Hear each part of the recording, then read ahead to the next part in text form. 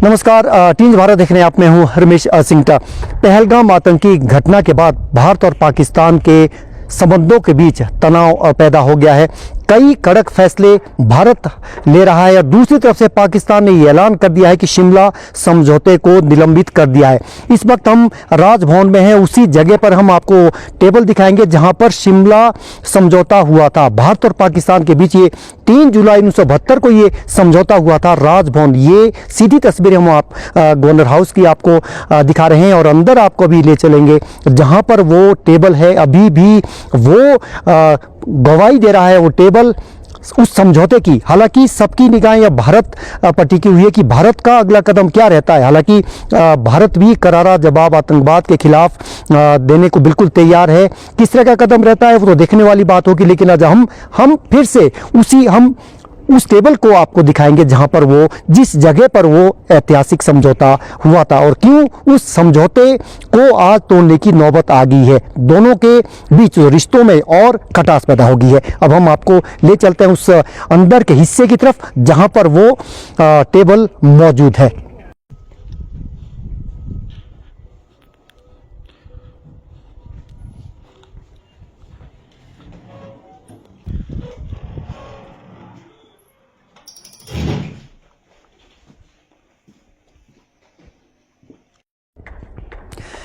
नमस्कार, टीन्स भारत देख रहे हैं आप। मैं हूं रमेश सिंगटा।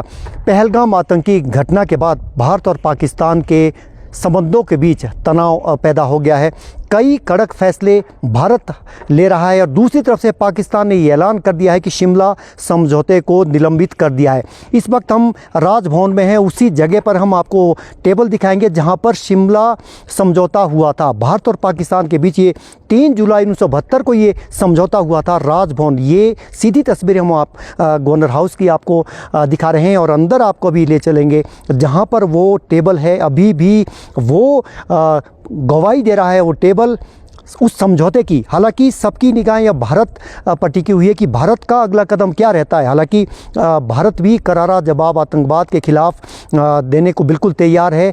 किस तरह का कदम रहता है वो तो देखने वाली बात होगी, लेकिन आज हम फिर से उस टेबल को आपको दिखाएंगे जहां पर वो जिस जगह पर वो ऐतिहासिक समझौता हुआ था और क्यों उस समझौते को आज तोड़ने की नौबत आ गई है। दोनों के बीच रिश्तों में और खटास पैदा हो गई है। अब हम आपको ले चलते हैं उस अंदर के हिस्से की तरफ जहां पर वो टेबल मौजूद है।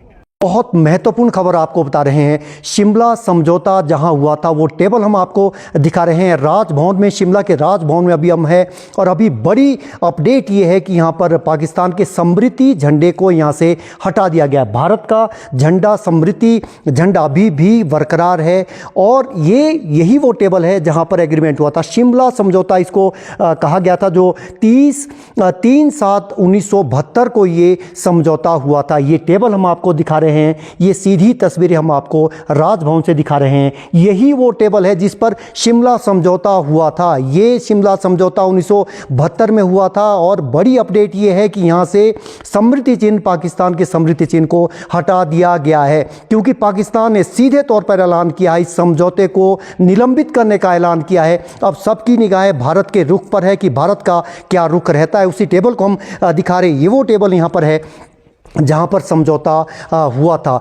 ये दो देशों के बीच बहुत महत्वपूर्ण समझौता हुआ था। ये आप देख सकते हैं दोनों की तस्वीरें और हम नज़दीकी से आपको दिखा रहे हैं। ये वो टेबल है। Shimla agreement was signed here on July 1972। 3 जुलाई 1972 को ये एग्रीमेंट यहाँ पर हुआ था। ये वो टेबल है, वो ऐतिहासिक ये टेबल है जो राजभवन में अभी भी मौजूद है। पाकिस्तान ने जैसे ही ये पहलगाम में आतंकी घटनाएं जिसमें 26 निर्दोष लोगों को गोलियों से भुना गया, नरसंहार हुआ, जिसकी पूरे देश में, भारत देश में उबाल आ गया है। गुस्सा है देश के लोगों में कि करारा जवाब पाकिस्तान को दिया जाए। निहत्थे पर्यटकों को गोलियों से भुना गया, आतंकियों ने भुना। उसके बाद पाकिस्तान ने इस समझौते को निलंबित कर दिया है। ये भारत और पाकिस्तान के बीच ये समझौता हुआ था और ये इसकी हम विस्तार से भी बताएंगे समझौता क्यों हुआ था, किन हालात में हुआ था।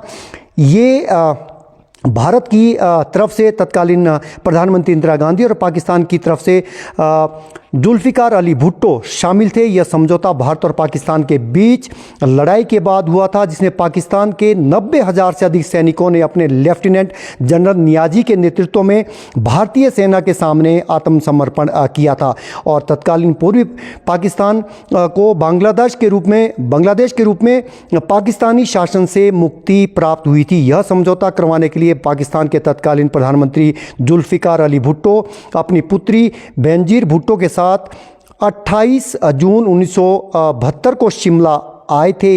ये वही भुट्टो थे जिन्होंने घास की रोटी खाकर भी भारत से हजारों वर्ष तक युद्ध करने की कस्में खाई थी, लेकिन उसके बाद ये 3 जुलाई 1972 को दोनों पक्षों में ये समझौता हुआ था। बहुत महत्वपूर्ण ये तारीख मानी गई, 3 जुलाई 1972। तो ये समझौता यहाँ पर हुआ था, यही वो टेबल है जहाँ पर ये समझौता हुआ था। हालांकि पाकिस्तान बार बार समझौते का उल्लंघन करता है, सैकड़ों बार इसका उल्लंघन किया है। कश्मीर विवाद को पूरी निर्लज्जता के साथ अनेक बार अंतर्राष्ट्रीय मंचों पर उसने उठाया था। वास्तव में उसके लिए किसी समझौते का उतना मूल्य नहीं रह गया है जितना कागज़ का मूल्य है। जिस समझौते में लिखा गया हो, भारत और पाकिस्तान के बीच यह भी तय हुआ था 17 दिसंबर 1971 यानी पाकिस्तानी सेनाओं के आत्मसमर्पण के बाद दोनों देशों की सेनाएं जिस स्थिति में थी उस रेखा को वास्तविक नियंत्रण रेखा माना जाएगा और कोई भी पक्ष अपनी ओर से इस रेखा को बदलने या इसका उल्लंघन करने की कोशिश नहीं करेगा। लेकिन पाकिस्तान अपने वचन पर टिका नहीं रहा। सब जानते हैं 1999 को कारगिल युद्ध हुआ था। भारतीय पाकिस्तानी सेना ने जानबूझकर घुसपैठ की थी, हालांकि उसका करारा जवाब भारत ने भी दिया था। तो ये हम आपको सीधी तस्वीरें राजभवन से दिखा रहे हैं जहां पर ये समझौता हुआ था। इस समझौते को पाकिस्तान ने निलंबित कर दिया है। अब सबकी निगाहें भारत पर टिकी हुई है कि भारत का अगला रुख क्या रहता है। टीन्ज भारत देख रहे हैं आप। नमस्कार।